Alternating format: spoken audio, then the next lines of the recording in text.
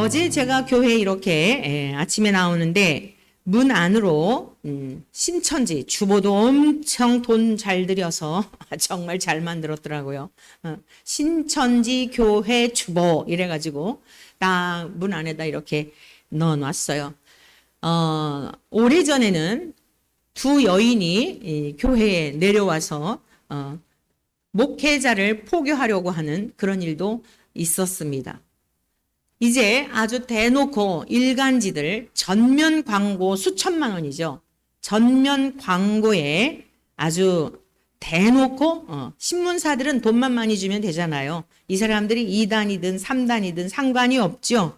돈만 많이 벌면 되니까 전면 광고에 신천지든 박옥수든 별하별 이단들이 자기들을 포장해가지고 많은 영혼들을 미혹하는 시대가 되었습니다. 어제 6월 1일 이제 그 대한문 쪽에서 거룩한 방파제라고 하는 그런 집회를 많은 주최 측 개수로는 20만 명이 모였다 그러는데 많은 교회들이 성도님들이 모여서 또 집회를 하였습니다.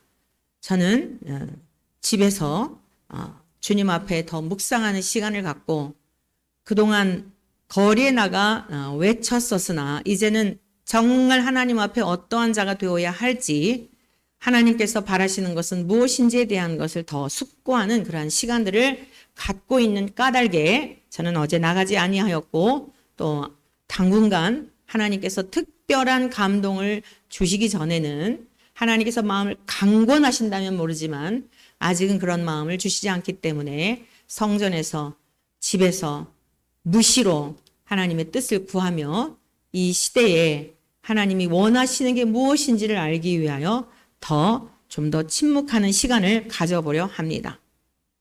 자, 왜 이렇게 교회들마다 그동안 침묵하고 조용했고 내 교회 중심하여 성장만을 꿈꿨던 그런 교회들이, 그런 대형 교회 목사님들이 이렇게 나오셔서 이제 아주 정말 그 집회를 함으로 인하여 성도들이 많이 떠나가기도 한다고 그러죠. 네, 너무 극단으로 흐르는 거 아니냐? 이래서 떠나가기도 한다고 하지만 그건 극단으로 흐르는 것이 아니에요. 제일 중요한 것은 이제 22대 국회가 다시 시작이 되었는데 차별금지법이 통과가 되면 이제 이단들에 대해서도 일체 얘기할 수 없습니다. 그들이 신문에 광고를 내든 무차별적으로 포교 활동을 하든 교리적으로 무엇이 문제인가라고 하는 것을 오늘 제가 강단에서 하나님의 말씀을 이 이단들에 대한 것들을 초대교회의 사도 베드로가 성도들을 향하여 미혹당하지 않도록 가르쳤던 이러한 말씀들도 차별금지법이라고 하는 이 법이 통과되면 일체 이러한 설교들을 이제 할 수 없습니다. 그러므로 언젠가는 성경대로 보면 언젠가는 이러한 것들이 다 무너지게 되어 있습니다. 그리고 순수한 복음을 전하는 자들은 임금들에게 잡혀가고 집권자들에게 잡혀가고 많은 박해 시대가 있다고 주님이 말씀하셨습니다. 그러므로 여러분들에게 이러한 말씀을 초대교회에 있었던 그리고 초대교회 성도들을 향하여 선포하였던 예수님의 목격자인 베드로의 증언을 통해 우리 이 시대에 다시 한번 이런 말씀을 배우는 이유는 우리도 앞으로 언젠가는 시간이 좀 길어지느냐 단축이 되느냐 몇 년 후가 되느냐 아니면 우리 후세대가 되느냐 후세대가 될 것 같지는 않습니다. 저와 여러분들이 살아있는 동안에 많은 어려운 신앙생활을 하는 일에 많은 어려운 일들이 있을 것이다 라고 하는 것이 이 거리에 나와서 대형교회 목사님들도 그때를 막기 위하여 우리가 거룩한 방파제다. 그래서 목숨을 내놓고 대전에서 처처에서 전국 각지에서 모여서 그렇게 말씀을 외치고 있는 것입니다. 그러므로 여러분들이 그곳에 나가서 여러분들이 그곳에 나가서 부정한 것들을 불의한 것들을 외치지는 않는다 하더라도 있는 자리에서 이 나라와 민족을 위하여 하나님의 순수한 복음이 전파될 수 있는 그 시간들을 좀 더 주시도록 왜냐하면 여러분의 가족들 여러분의 지인들, 주님을 믿지 못하는 자들이 너무도 많습니다. 그런데 그들이 실제적인 박해가 있고 예수님을 믿는다고 할 때에 피해를 본다면 과연 지금보다도 더 나은 상태, 여러분 그것이 아닌 박해 시대가 오고 힘든 시대가 오고 그럴 때 여러분들 과연 전도할 수 있겠습니까? 딱 한 가지입니다. 그 시간을 연장해 주십시오. 언젠가는 무너지겠지만 언젠가는 우리가 신앙생활을 마음껏 하는 일이 어려운 때가 올 것이지만 기도하고 거리에 나가서 외치고 하는 그런 이유들이 무엇인가? 좀 더 유예 기간을 주십시오. 아직 우리들이 준비가 되지 않았습니다. 다른 사람들은 그만둘지라도 여러분들의 영혼도 한번 생각해 보십시오. 이 편안한 때도 신앙생활 하기에 얼마나 우리에게 자유롭습니까? 얼마든지 주님 앞에 나와 예배드릴 수 있고 언제라도 문이 열려 있어 기도할 수 있고 비번이 다 여러분들 다 간직하고 있게 열려 있는 거나 마찬가지잖아요. 여러분 언제라도 주님 전에 달려나와 예배를 드릴 수 있고 기도할 수 있고 이러하지만 여러 가지가 눈치를 봐야 하고 교회 가는 것이 여러분들에게 잡혀갈 일이 되고 그런다고 할 때 어떨 것 같습니까? 우리는 코로나 시대를 거치면서 야 진짜 믿음을 지킨다는 것이 쉬운 일이 아니구나라고 하는 것을 맛보았습니다. 맛배기. 여러분 그 정도는 맛배기 정도도 안 되는 거예요. 그런데 실질적으로 우리의 신앙의 여정 가운데 이런 어려운 박해 시대가 도래한다고 할 때에 과연 믿음을 지킬 수 있겠는가. 그래서 오늘 이 시간 정신을 바짝 차리고 그러한 시대가 도래하기 전에 나타나는 증상들이 뭐냐. 이단들이 극성을 부리는 겁니다. 주님께서 여러분 지금 매주 금요일에는 역시 제 개인적인 일이 아니라 매우 중요한 보라가 골짜기의 찬양을 통해서 아람과의 전쟁의 대승을 거두었던 것처럼 개인적인 일이 아니라 거리에 나가는 것은 아니지만 또 다른 방법의 하나님의 일에 참여하고 있는 까닭에 금요일에는 여러분들에게 중요한 산상수훈의 말씀을 다시 올려드리고 있으니까 이 말씀들을 잘 되새김하여서 말씀을 간직할 수 있기를 바랍니다. 자, 우리 주님이 팔복을 하시고 산상수훈 하시고 난 다음에 말씀을 어떻게 마무리하시죠? 여러분, 우리 주님께서 말세 경고 설교를 하시면서 첫 번째 하신 말씀은 무엇이죠? 거짓 선지자들을 주의하라는 것이었습니다. 가장 중요한 말씀을 마무리하시면서 또는 이 시대에 되어지는 여러 가지 마지막 시대에 되어질 현상을 말씀하신 포문을 여시면서 거짓 선지자들을 삼가라고 말씀하신 겁니다. 우리 성경을 한번 찾아보겠습니다. 마태복음 7장으로 갑니다. 마태복음 7장 가장 중요한 산상수훈의 말씀을 마무리하시며 7장 15절의 말씀입니다. 거짓 선지자들을 삼가라. 양의 옷을 입고 너에게 나오나 속에는 노략질하는 일이라.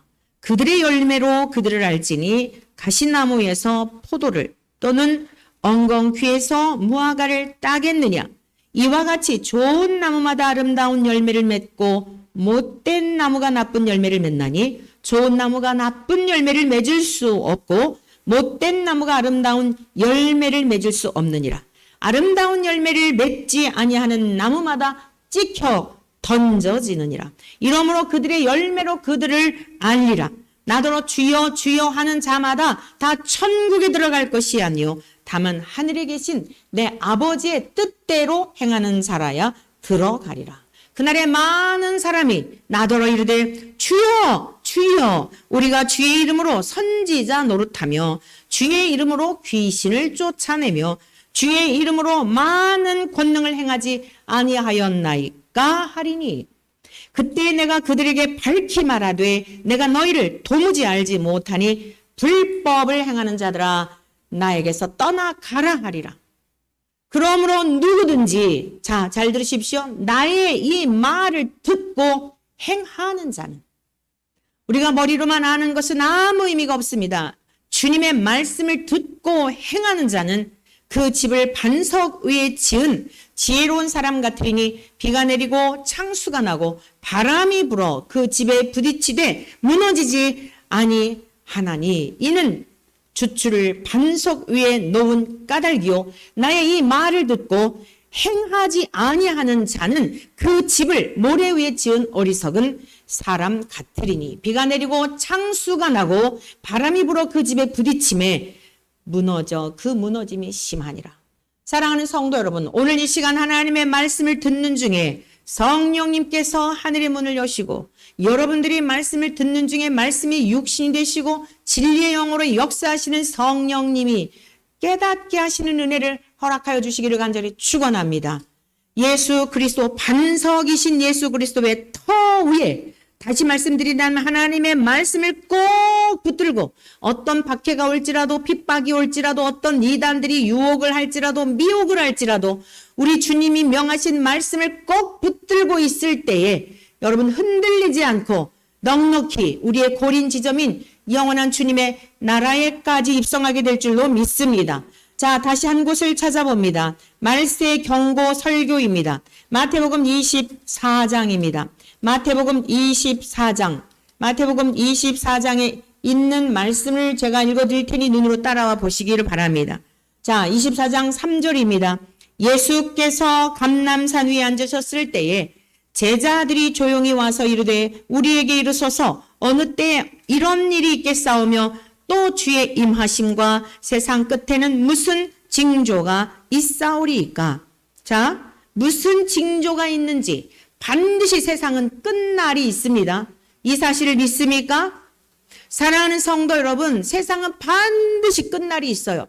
그런데 지금 되어지는 이 시대의 여러 가지를 보면 불법이 성하고 불의가 판을 치고 악한 자가 의로운 것처럼 비춰지고 의가 오히려 의로운 사람들이 패한 것처럼 의를 지키고자 하는 사람들이 무모한 것처럼 비춰지는 이러한 시대, 주님이 다 예고하신 시대입니다. 그것을 보면 낙심하고 실망하고 불법이 성함으로 하나님을 향한 사랑도 식어지고 내가 이렇게 말씀을 붙들고 살아야 할 이유가 뭘까? 혼란스럽고 갈등하게 하고 결국 뭘 원하죠? 그리스도의 사랑에서 멀어지게 하려고 하는 다양한 방법들로 원수 마귀는 사람들의 생각에 들어와 둥지를 틀고 왕노릇하려고 하는 그러한 계략을 세우고 있는 것입니다. 그러나 주님께서 말씀하신 이 말씀을 붙들고 시대를 분별할 때 예수 그리스도를 믿음으로 성령님이 인쳐주신 주의 백성들은 그 어느 것으로도 해할 자가 없는 줄로 믿습니다. 4절 말씀 같이 읽습니다. 다 같이 읽습니다. 예수께서 대답하여 이르시되 너희가 사람의 미혹을 받지 않도록 주의하라. 많은 사람이 내 이름으로 와서 이르되 나는 그리스도라 하여 많은 사람을 미혹하리라. 난리와 난리 소문을 듣겠으나 너희는 삼가 두려워하지 말라. 이런 일이 있어야 하되 아직 끝은 아니니라. 여러분 지난 주간에도 깜짝 놀라셨죠? 수요일날 긴급 문자가 와가지고 12시 밤 12시 다 됐는데 화요일 밤이었군요. 수요일날 우리 야외 예배 가려고 하는 그리고서는 이제 잔뜩 내일 우리가 야외 예배를 가겠구나 그러고서 준비를 하고 있는데 긴급 문자가 와가지고 밖에 외출을 삼가하라 그러고 뭐 북한에서 뭐를 투척을 해가지고 그거 발견한 사람은 만지지도 말고 막 엄청 어땠습니까? 이거 전쟁 일어나는 거 아니야? 이런 생각 안 하신 분 거의 없겠죠. 아이 뭐 원래 그래 이러셨습니까? 여러분 난리와 난리 소문을 듣겠으나 뭐라 그랬습니까? 삼가 두려워하지 말라. 이런 일이 있어야 하되 아직 끝은 아니니라. 문제가 뭐예요? 차라리 그렇게 되어서 세상의 끝이 되고 주님이 심판주로 오시면 괜찮을 텐데 민족이 민족을 나라가 나라를 대적하여 일어나겠고 곳곳에 기근과 지진이 있으리니 뭐라고요? 이 모든 것은 재난의 시작이니라. 여러분 재난의 시작이 되는데 감당할 수 있겠습니까? 물질적인 결핍과 궁핍 지금도 가뜩이나 야단들인데 이전만큼 못하다고 야단들인데 장사가 안 된다고 야단들인데 여러분 경제적인 어려움이 있고 먹을 양식이 없고 전염병이 극성을 부리고 여러분 서로 예수 믿는 사람 잡아 죽이고 그러는데 신앙생활 잘 할 수 있겠습니까? 오늘 제가 여러분에게 들려드린 이 말씀은 친히 베드로가 주님께서 전하시는 말씀을 들었던 목격자였어요.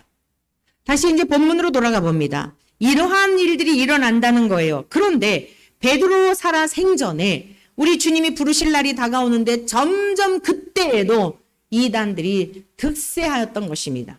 이단들이 득세하여서 영혼들을 미혹하였던 것입니다. 이들의 특징이 무엇인가 하면 첫 번째, 그리스도의 속량을 부인하는 자들입니다. 멸망하게 할 이단의 특징이 뭐냐? 자신들도 멸망하게 되고요. 자신들도 구원을 받지 못해요. 뿐만 아니라 당연히 다른 사람들도 구원을 시키지 못하죠. 신천지, 요즘 박옥수라고 하는 사람 또 보니까 문제가 있어서 무슨 여러 가지가 이제는 하도 그런 일들이 비일비재하니까 별로 사람들이 그냥 그러려니 무뎌져 가지고 이런 지경이 되지 않았습니까? 그 정도가 아닙니다. 그 정도, 워낙 규모가 큰 집단들은 그렇지만 여러분, 소규모의, 정통 교단이라고 하는 간판을 붙여놓고 하나님의 진리가 아닌 것들로 마치 무당 굿하듯이 하는 그러한 집단들이 수두룩하다는 것을 여러분 조금만 관심을 갖고 유튜브를 뒤져보면요. 그런데도 사람들은 열광을 해요. 그런데도 불구하고 사람들은 수십만 명씩 거기에 댓글을 달고 그걸 보고 얼마나 분별력이 없는 이러한 지경에 살고 있는지를 알 수 있습니다. 여러분, 왜 이런 현상이 있을까요? 진리를 모르기 때문이에요. 기독교는 그리스도교란 유일하신 참 하나님을 믿는 생명이에요, 생명. 종교가 아니라 신앙입니다. 묻습니다. 저와 여러분들은 그리스도인이에요. 이 세상 만물을 창조하신 하나님이 우리들을 창조하신 저와 여러분들의 아버지심을 믿습니까? 우리 모두는 죄악 가운데 출생하여 노력이나 선행이나 어떠한 율법을 지킴으로 남들에게 봉사활동한다고 하여 우리의 죄를 이미 본성적으로 일고 있는 이 죄의 성향들, 죄의 쓴뿌리들, 거기에는 미움과 시기와 질투와 살인적인 분노와 가족 간에도 예외가 아니죠. 여러분, 이것을 인정하지 않는다면 거짓말하는 자라고 사도 요한이 증언했어요. 나는 그런 죄 없어요. 난 시기한 적 없어요. 사람들마다 다 그런데 여러분들이 표현만 안 했다 뿐이지 내면에는 아니면 아예 포기했던지 다 사람의 마음에는 시기가 있고 질투가 있고 나보다 잘 사는 사람들에 대한 어떤 묘한 기분이 있고, 그것이 아니더라도 형제지간에도 엄마와 아빠가 누나를, 언니를, 동생을 차별하는 것 같은 그 마음은 뭐죠? 다 마음에서 내가 중심이 되어 이러한 시기와 질투가 다 있는 거예요. 이것을 죄의 성향이라 본질상 죄 가운데 태어났다라고 말하는 겁니다. 이것을 인정하느냐 인정하지 않느냐, 기독교는 이것을 인정하는 것에서부터 출발이 되는 거예요. 모든 사람이 죄를 범하였음에 하나님의 영광에 이르지 못하게 되었어요. 하나님과 교제할 수 있는 영광에 이르지 못하고 하나님의 은혜 안에 거할 수 없고 말씀하시나 깨닫지 못하고, 그렇게 수없이 심지어 티끌을 통해서도 말씀하시나 깨닫지 못하는 눈먼 소경이요 귀머거리 된 자요, 이분이 있으나 하나님을 찬양할 줄 모르고, 이분이 있으나 하나님을 높여드릴 줄 모르고, 이분이 있으나 하나님에 대하여 복음을 전할 줄 아는 벙어리 된 자의 삶으로 살아가는 것이 이게 우리 모든 인생들의 모습인 것입니다. 복음은 무엇입니까? 이와 같은 우리들을 위하여 하나님의 아들 예수 그리스도께서 이 땅에 오셨다는 것을 우리는 믿는 거예요. 저와 여러분들의 죄 때문에 십자가에 죽으셨다는 사실을 믿는 거예요. 믿습니까?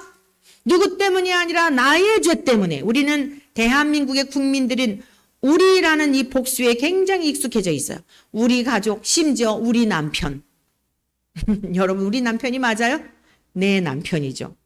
남편은 나의 남편인 거예요. 그런데 우리는 워낙 입에 붙어 있어가지고 우리 남편, 우리 동생, 혼자 있는데도 불구하고 남매밖에 없는데도 불구하고 우리 동생, 남매밖에 없으면 내 동생이잖아요. 그러나 우리는 다 알아들어요. 우리라는 이 복수에 태어날 때부터 아주 익숙해져 있어요. 그런데 어떻습니까?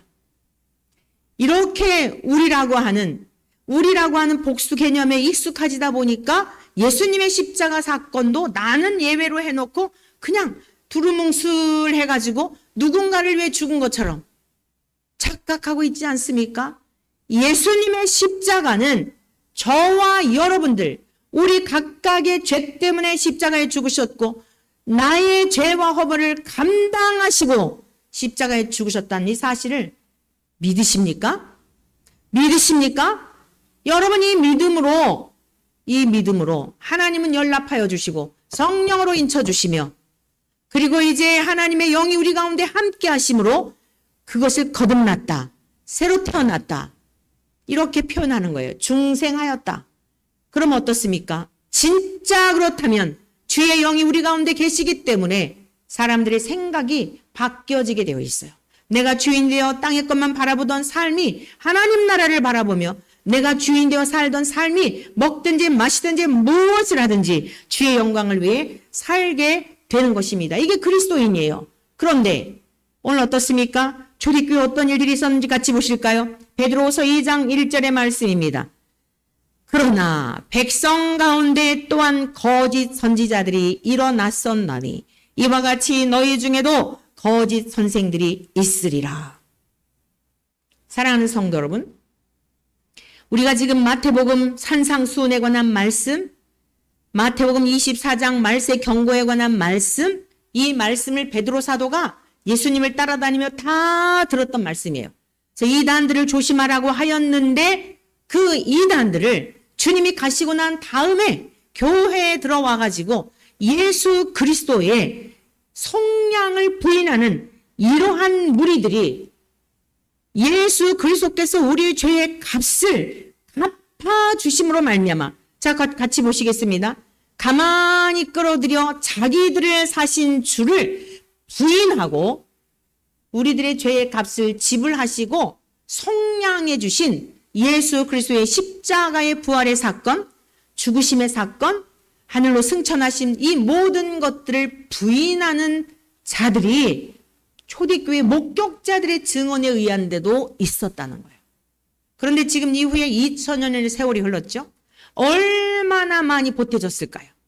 그래서 신학교에서 예수 그리스도 외에 구원이 있다라고 하는 다원주의 사상이 지금 팽배해져 가지고 초대교회는 예수님의 그 인성을 부인하는, 거룩한 하나님의 아들이 어떻게 이 죄악 덩어리는 육체를 입고 오느냐? 그럴 리가 없다. 영으로만 나타난 거다. 십자가에서 죽을 때도 영적으로만 나타났기 때문에 아프지 않았어. 실제 죽은 게 아니야. 라고 하는 가현설이 있었어요.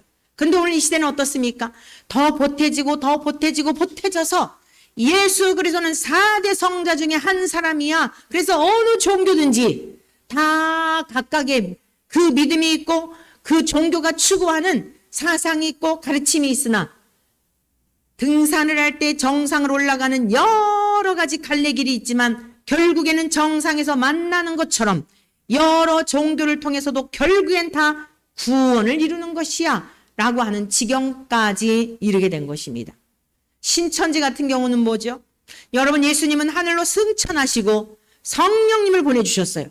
승천하신 지 열흘째 되는 날 마가다락방에 모여 있었던 사람들에게 각자에게 하나님의 영이, 예수 그리스도의 영이 임하심으로 말미암아 주님께서 하셨던 말씀들이 생각나게 하시고 특별히 무엇을 깨닫게 하시냐면, 와, 내가 죄인이구나.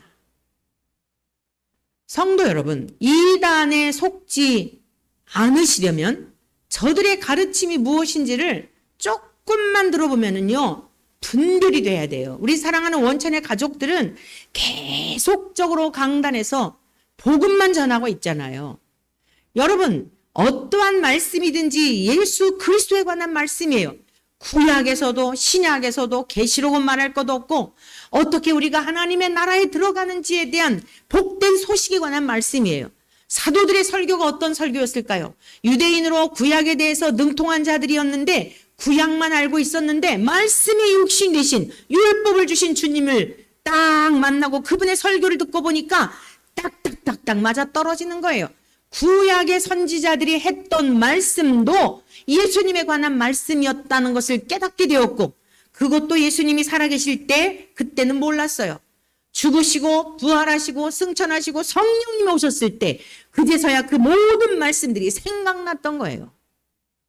오늘 베드로 사도가 지난주 들었던 말씀이죠. 내가 너희로 하여금 장막을 벗기 전에, 내가 주님의 부름을 받아 이 세상에서 떠나기 전에 내가 주님에게서 들었던 말씀들을 생각나게, 나도 생각나게 한 것처럼 내가 들은 말씀을 여러분들도 생각나게 하여 내가 구원받은 것처럼 여러분들도 구원받게 하고, 내가 복음 전도자가 된 것처럼 여러분들도 그 복음 전도자가 되기를 바란다라고 이 서신을 쓴 거 아니겠습니까?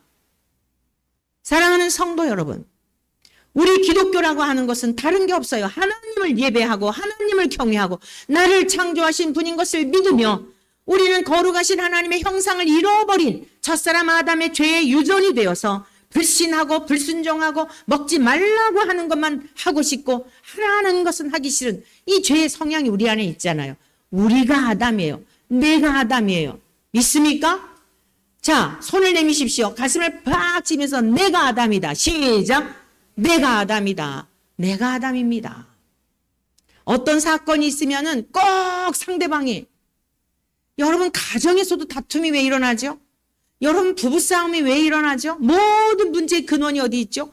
꼭 문제의 근원을 제공한 사람일지라도 먼저 무슨 생각을 하냐면 이것으로부터 피해가고 싶은 거예요. 자기의 직무를 쫙 피해가서 상대방에게 나는 옳은데 너 때문에 이렇게 되었다라고 하는, 그게 아담이에요. 그게 아담. 선악과 열매를 먹지 말라 명하셨는데 아담이 하와가 먹으라 그래서 그랬습니다. 전부 핑계대잖아요. 내가 아담이에요. 동의하십니까? 그렇구나. 태고 쪽에 어떤 아담 때문에 그런 줄 알았는데 그 죄 유전하니까 그랬는데 내가 아담인 겁니다. 성령님이 오시게 되면 모든 문제의 근원을 나에게서 돌려보는 거예요. 나에게서. 하나님 아버지 앞에 정말, 제가 서론 앞부분에 잠깐 말씀드렸잖아요. 거리에 나가서, 물론 오늘도 나가서 복음은 전할 거예요. 하나님의 생명의 말씀은 죽을 때까지 우리가 전해야 될 사명이 있으니까.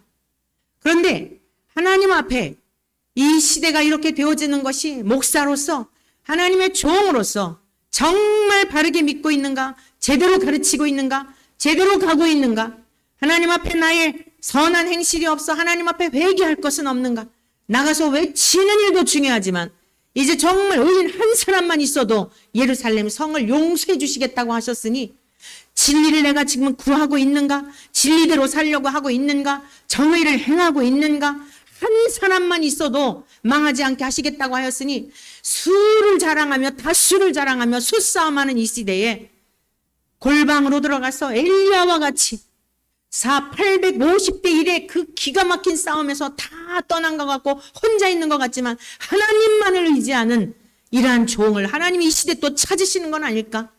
이러한 마음에 감동이 있어서 여러 가지 일들을 뒤로 하고 주님을 구하고 무슨 일을 하든지 길을 걸을지라도 주님 철저하게 제 영혼의 실상을 보게 해주십시오. 하나님 앞에 회개할 부분이 무엇인지, 충성스럽지 못한 부분, 영적으로 게을른 부분은 없는지, 늘 깨어있지 못하는 부분은 없는지, 성도들에게 설교는 하지만 설교한 대로 살지 못하는 위선적이고 이중적인 삶은 아닌지, 하나님 한 사람만, 제대로 된 사람만 있어도 용서해 주시겠다고 하셨으니 전쟁의 위협이 있을지라도 한 사람만 깨어있으면 하나님이 이 성을 용서해 주실 것이니, 아무리 김정은이 겁박을 하고 김여정이 아주 말 같지 않은 소리를 해댄다 할지라도 하나님이 이 나라를 지켜주실 것이니, 주님 의인은 없지만 내보일 건 없지만 주님이 찾으시는 그 한 사람, 우리 사랑하는 원천의 성도들이 그 한 사람, 하나님이 작은 교회 목회자이지만 하나님이 주목하시는 진실한 그 한 사람, 그 한 사람이 되기를 바랍니다. 주님, 무명한 자 같으나 유명한 자라고 말하였던 바울 사도와 같이, 가난한 자 같으나 모든 사람을 부유하게 하는 자라고 했던 바울과 같이 처처에 다니며 복음을 전하느라고 박해를 받고 조롱을 당하고 매를 맞고 하였을지라도 주님에게 꼭 붙어 있어서 그 박해를 피해가지 않았던 그 신실함, 하나님 종들에게도 그 은혜를 주시고 성도들에게도 그 은혜를 주셔서 이 민족을 살려주십시오. 크게 외치는 소리는 아니지만 주님 앞에 부르짖사 큰 목소리로 이제는 외칠 힘도 없지만 주님, 제 영혼의 깊은 탄식을 들으시고 주여 긍휼을 베풀어 주셔서 이것이 요즘 제가 살고 있는 모습입니다. 사랑하는 성도들이여, 사랑하는 성도들이여, 우리가 많은 일을 했다 할지라도 주님 나라에 들어가지 못한다면 세상에 이거보다 더 기가 막힌 일이 어디 있겠습니까?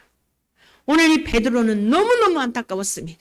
주님에게서 들었던 그 말씀이 실제가 되어서, 아니 우리 주님이 돌아가시고 자기는 너무너무 염치가 없었겠죠. 우리 주님이 돌아가시는 그 자리에 곁에 있어서 내가 대신 맞아야 되고 주님 내가 대신 죽겠습니다 호언장담했던 그가 비겁하게 도망갔었잖아요. 목격자잖아요. 그런데도 주님이 또 찾아오셔가지고, 부활하신 주님이 갈릴리 바닷가로 찾아오셔가지고 내가 나를 사랑하느냐, 내가 나를 시몬아 내가 나를 사랑하느냐, 얼마나 가슴 찔리는 질문이었습니까? 차마 입으로, 여러분 그런 거 있잖아요. 내가 진짜 진심인데 그 진심인 거를 말로 할 수 없는 그런 상황들 여러분 경험해 오지 않았어요? 관계성 속에서. 그래서 뭐라고 마지막 세 번째 뭐라 그러죠? 내가 주를 사랑하는 줄 주께서 아십니다. 아시잖아요. 목격자였어요. 그런데 이 교회 안에 예수님이 우리의 죄값을 속량해 주셨다는 것을 부인하는 자들이 있으니, 그리고 또 거기에 현혹이 되는 자들이 있으니 얼마나 기가 막힐까. 여러분들에게 이렇게 십자가의 복음을, 기독교의 본질에 대한 것을 여러분들에게 들려주고 또 들려줬는데 신천지에 빠진다든가 박옥수에 빠진다든가 안상홍에 빠진다든가 그것은 아닐지라도 이상한 소리에 현혹이 돼가지고 빠지는 자가 있다고 한다면 여러분 주의 종의 마음이 어떨까요?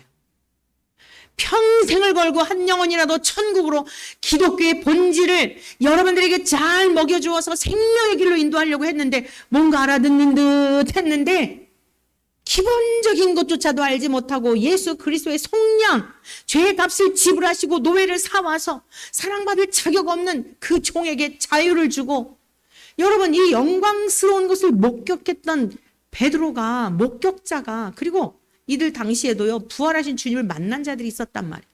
그런데 이 거짓 사기꾼들이 들어와가지고 교회를 해치려고 하는데 이러한 이단들의 먹거리가 되는 이런 성도들을 볼 때 얼마나 기가 막히겠냐는 거예요. 그래서 안타까운 마음으로 자기 영혼도 멸망해 갈 뿐 아니라 이러한 이야기에 현혹되면 여러분들의 영혼도 미혹을 받아서 멸망에 이르기 때문에 주의해라, 조심해라.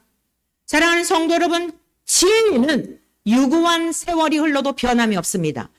베드로의 이 증언은 오는 시대에도 동일한 줄로 믿습니다. 성령의 감동하심을 따라 기록하였기 때문에 동일한 예수님을 증언하는 말씀이므로 동일한 것이에요. 여러분 앞으로 세월이 흐를 때에 예수 그리스도의 성육신 하신 사건, 부활하신 사건, 그리고 하늘로 가시고 다시 오시마 하신 이 사건을 여러분들 미혹하는 어떠한 달콤한 말로 미혹할지라도 흔들리지 않기를 축원합니다. 하늘로 가신 예수님은 성령님을 오순정 마라 다락방에 개개인에 충만하게 임하셨어요. 이만희에게 임한 게 아니에요. 이만희가 성령이라는 게 무슨 뜻이에요? 이게 다 예수님의 이 성육신과 유일하신 유일성을 부정하는 일들이에요. 그런데 수십만 명이 거기 지금 미혹을 당하잖아요. 심지어 목사들도 장로들도 그걸 또 그냥 아주 포교 활동하는데 써먹고 있잖아요. 미혹을 당하지 않기를 축원합니다. 갈라디아서 4장 5절의 말씀이 이렇게 말씀이 있습니다. 율법 아래에 있는 자들을 속량하시고 우리로 아들의 명분을 얻게 하려 하심이라. 예수님이 왜 십자가에서 죽으셨지요? 율법 아래에 있는 자들은 종일 수밖에 없어요. 예수님이 죄의 값을 지불하심으로 말미암아 저와 여러분들은 따라하십시오. 하나님은 나의 아버지이십니다. 이 권세를 주신 거예요. 그래서 죽은 다음에라도 나의 아버지가 계시는 천국에 들어가 사는 것입니다. 그러므로 힘들고 어려운 일이 있다 할지라도 조금만 인내하십시오. 머지않은 날에 주님이 재림주로 오시든지 아니면 우리의 생명의 수가 다하여 주님께서 우리를 평안히 안식에 들어가게 할 때가 올 것이니 힘들고 어려워도 견고하여 흔들리지 말고 사랑하는 하나님의 자녀답게 살아내는 저와 여러분들 되시기를 축원합니다. 두 번째, 이 이단의 특징이 무엇인가? 임박한 멸망을 스스로 취합니다. 자, 베드로후서 2장 1절 후반절의 말씀을 같이 보시겠습니다.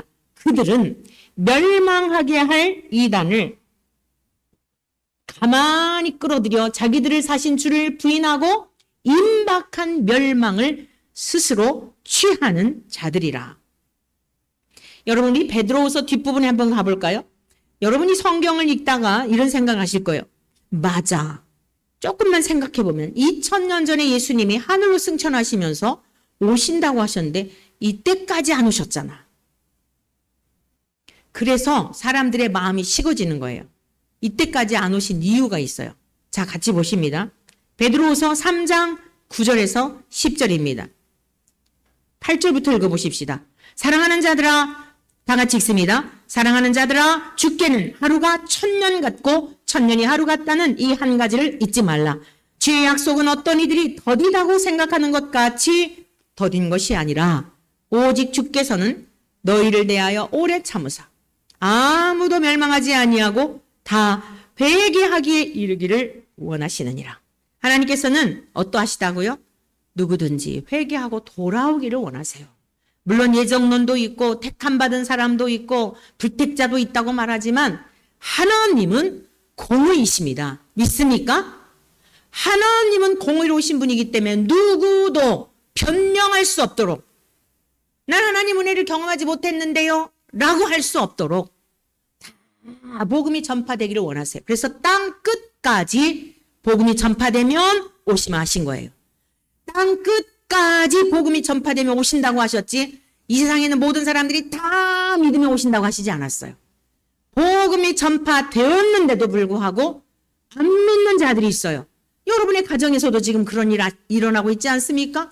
여러분의 자녀들에게, 남편에게, 가족들에게 전했는데도 안 믿는 자들이 있어요. 이 세상에서는 여러분들이 안타깝고 여러분들의 마음이 힘들지만 각자 이후에는 여러분들에게 메어졌던 짐들을 다 풀어주실 거예요. 믿지 않는 불신자들 때문에 눈물로 기도하고 어떻게 해서든지 천국 가게 하려고 애타면서 여러분을 짓누르고 있었지만 주님이 오시는 그날에는 모든 사슬을, 모든 무거운 짐을 풀어주시고 각자 여러분의 믿음으로 구원을 받을 것이며 그들의 행한 대로 하나님이 반드시 심판하실 겁니다. 그러므로 우리는 두렵고 떨림으로 나의 영혼을 위해서 정신을 바짝 차리고 누구를 핑계하지 말고 누구 때문이라고 얘기하지도 말고 여러분의 영혼을 잘 간수하시기를 축복합니다. 너희의 인내로 너희의 구원을 받으리라 했습니다. 인내해야 됩니다. 이 시대는 인내해야 하는 시대입니다. 하나님의 말씀을 붙들고 하나님의 말씀을 따라서 하나님의 말씀이 그러한가 하여 저 영원한 하나님의 나라에 이르기를 바라보고 아무리 어렵고 힘들어도 여러분들의 마음에 막 아유 진짜 안 믿어 막 자유롭게 살고 싶네 마귀는 온갖 생각을 여러분에게 던져주지만 속지 마시고 여러분들의 영혼 또한 여러분의 가족들을 위해서 끝까지 우리가 할 일은 뭐예요? 그들을 위해서도 인내하고 포기하지 않고 주님의 사랑 안에 거하는 자들이 되도록 우리가 할 일은 거기까지예요. 열매를 맺게 하시는 분은 하나님이시고 그들의 영혼을 구원하시는 분도 하나님이심에 대한 주권을 위임하여 드리고 여러분 부지런히 깨어서 영혼 구원함에 힘쓰시기를 축원합니다. 반드시 주님은 도둑같이 오신다고 말씀했습니다. 10절 말씀 보실까요? 그러나 주의 날이 도둑같이 오리니 그날에는 하늘이 큰 소리로 떠나가고 물질이 뜨거운 불에 풀어지고 땅과 그 중에 있는 모든 일이 드러나리라. 보세요. 요즘 뭐 생태계니 환경이니 막 목회자들도 이제는 뭐 막 전 세계적으로 이상한 기후 환경에 대한 문제가 일어나니까 이거다 싶어가지고 우리가 이제 환경을 잘 관리해야 된다. 보세요. 성경 첫째 있는 말씀들을 보십시오. 환경을 아무리 잘 가꿔도 하나님께서는 반드시 새 하늘과 새 땅, 그날에는 하늘이 큰 소리로 떠나간다고 말씀하고 있습니다. 물질이 뜨거운 불에 풀어진다고 말씀하고 있습니다. 땅과 그 중에 있는 모든 일이 드러난다고 말씀하고 있습니다. 그런데 어떻게 우리가 하나님을 속일 수 있겠습니까? 그런데 이단들은 어떻다고요? 임박한 이러한 멸망을 사람들을 미혹하는데 그런 날 오지 않을 거야. 그런 날이 있기는 있지만 우리 신천지에 들게 되면 우리 여호와 증인에 들게 되면 14만 4천 명의 수에 가입하면 왕노릇해 새하늘과 새 땅에서 이 세상 좋은 어떤 세계가 준비되어 있거든. 그 세계에 가서 우리는 왕노릇하게 될 거야. 여러분 이러한 것들로 하나님이 임박한 멸망의 날 반드시 심판하시는 그날에 대하여 사람들을 미혹하여서 혼미케 한다는 거예요. 우리 주님은 공중에서 반드시 재림주로 오실 줄로 믿습니다. 재림에 대하여 종말에 대하여 이단들이 다 그것을 도적질해 갔어요. 그래서 이 강단에서 재림에 대하여 종말에 대하여 이야기하면 이상한 선입견이 있어요. 사랑하는 성도 여러분 속지 마십시오. 이단들의 잘못된 가르침에 속지 마시고 반드시 주님은 이 세상에 다시 오십니다. 우리가 태어났으면 죽음의 날이 있는 것처럼 여러분 우리가 이 세상 인류의 역사가 시작되었으면 반드시 종말이 있습니다. 미래학자들, 과학자들이 난리들이잖아요. 왜 그 달나라에 집을 짓고 살려고 왜 그러는 거죠? 이 지구촌에 뭔가가 이제 포화 상태가 되어서 살 수가 없다는 종말 때문에 그런 거예요. 목회자들이 그러는 게 아니라 안 믿는 사람들이 더 야단들입니다. 오늘 저와 여러분들은 더욱더 이런 미혹하는 영들에 속지 않기를 바랍니다. 마지막 세 번째 뭘까요? 이 이단들의 특징은 뭐냐면 육신의 정욕을 위한 도구가 되게 하는 거예요. 무엇이요? 우리의 신앙이. 우리의 신앙이 이 세상에서 잘 먹고 잘 살고 평안하고 안전하게 사는 것을 목표로 하는 이러한 이단들의 특징이 있다는 거예요. 베드로후서 2장 2절 3절 말씀 다 같이 읽습니다. 다 같이 보실까요? 여럿이 같이 읽습니다. 여럿이 그들의 호색하는 것을 따르리니 이로 말미암아 진리의 도가 비방을 받을 것이요 그들이 탐심으로써 지어낸 말을 가지고 너희로 이득을 삼으니 그들의 심판은 옛적부터 지체하지 아니하며 그들의 멸망은 잠들지 아니하느니라. 무슨 말씀이에요? 이 거짓 선지자들, 거짓 교사들, 예수님의 성육신도 부인하고 예수님의 재림에 대해서도 희석하고 자기들의 어떤 틀들을 만들어 놓고 사람들을 자기의 이득을 위한 도구로 사용한다는 거예요. 이단들의 특징이 결과가 처음은 같은데 끝이 다른 거잖아요. 여럿이 그들의 호색하는 것, 호색하는 것을 따르리니. 여러분, 이 동성애가 보통 심각한 게 아니죠. 미국에는요, 통계에 의하면 이 중고등학생들이요, 4분의 1이 4명 중에 1명이 동성애를 한다는 거예요. 쓰나미처럼 몰려오고 있어요. 이상하지도 않아요. 요즘 우리 대한민국 학생들도 그렇대요. 그걸 왜 이상하게 생각하냐는 거예요. 왜 소돔과 고모라 땅이 망했을까요? 로마의 황제들이 대다수가 동성애자들이었다는 건 너무나 잘 알죠? 이 모든 게 육신을 위한 거예요. 우리의 모든 욕망하는 게 육신을 위한 겁니다. 가만히 보면 여러분 보세요. 우리 지금 세기에 전직 대통령의 딸하고 막 재벌의 총수의 아들하고 결혼을 했는데 세기적인 막 결혼을 했는데 세기적인 이혼을 했다고 막 신문마다 대서특필하잖아요. 1조 몇 천억을 SK 그 최아무개 회장이 이렇게 주라 그랬다잖아요. 여러분 하루아침에 추락하고 수치를 당하고 왜 그렇죠? 그 많은 재물이 있고 별거 다 가졌는데도 뭐죠? 결국에 뭐 때문에 추락하는 거죠? 육체의 쾌락, 육체의 일락. 모처럼 아주 판사가 통쾌한 재판을 했다고 아주 많은 분들이 칭찬을 하더라고요.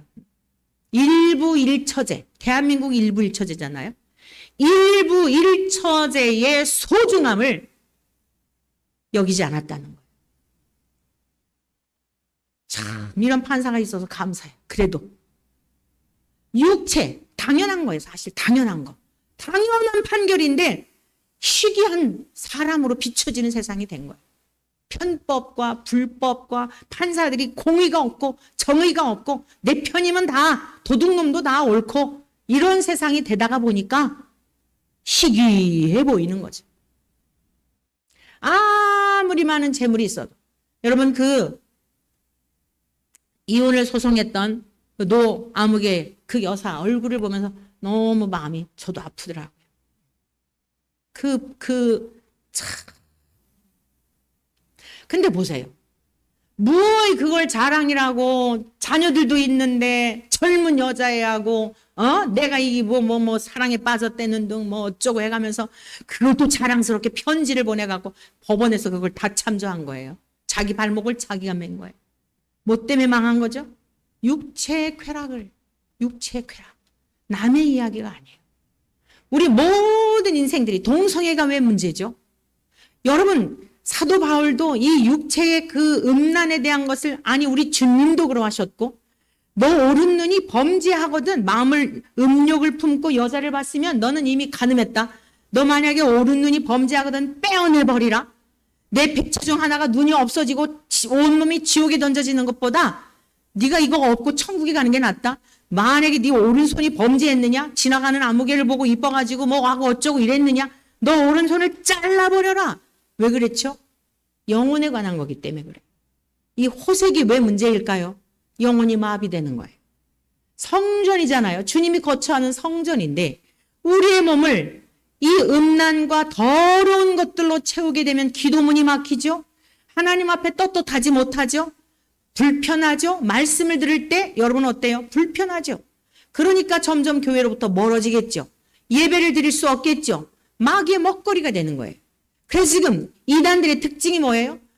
요즘에도 뭐 막아주 유튜브로 몇십만 명 구독자하고 뭐 무슨 데이비드 차라고 하는 젊은 사람이 있었는데 아주 또 시끌시끌 하잖아요. 결국에는 다 이게 마귀가 노리는 게 뭐냐면 육체를 즐겁게 하는 거예요. 육체의 쾌락에 빠지도록 하는 거예요. 그러면서 육체의 정욕의 도구가 되게 하는 거예요. 말씀을 맺겠습니다. 각 사람이 미혹을 받는 것은 야고보 기자를 통해서도 말씀했어요. 하나님은 우리를 걸려 넘어지게 하시는 분이 아니에요.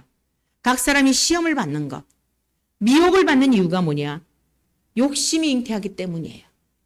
사랑하는 성도 여러분, 하나님께서 우리에게 주신 바를 족한 줄로 여길 수 있는 은혜를 주시기를 축원합니다.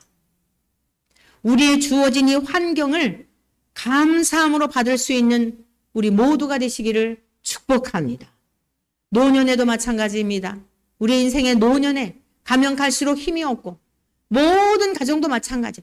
아주 뭔가가 막 새콤달콤하고 자극적인 것은 독이 있는 것들을 보면 색이 굉장히 화려하잖아요.